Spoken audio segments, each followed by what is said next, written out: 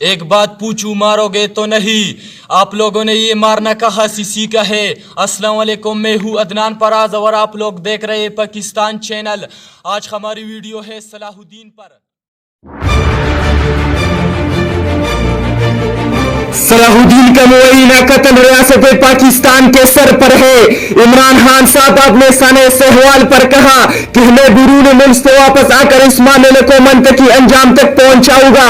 آپ واپس آ چکے ہو تو آپ کو خبر ہو کہ اب ایک اور بے گناہ اور معصوم نوجوان صلاح الدین ان پولیس والوں کی درندگی کی بینچ چڑھ گیا۔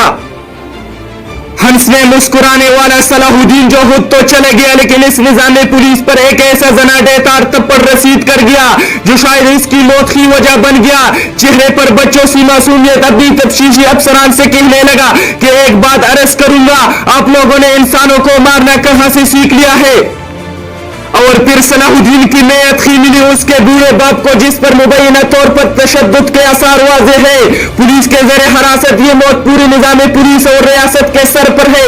اس مبینہ قتل کی ذمہ دار ریاست پاکستان کی نظام تفتیش اور نظام پولیس ہے، جو نہ جانے کتنی ماؤں کے لال کھا گیا، کتنی بیویوں کے سہاگ اجڑ گئے، کتنی بہنیں اپنی بھائیوں کی راہ تکتی رہ گئی اور کتنی ہی باپ اپنے بڑھاپے کے سہارے بے تلاش کے در در کی ٹھوکریں کھانے پر مجبور ہوئے۔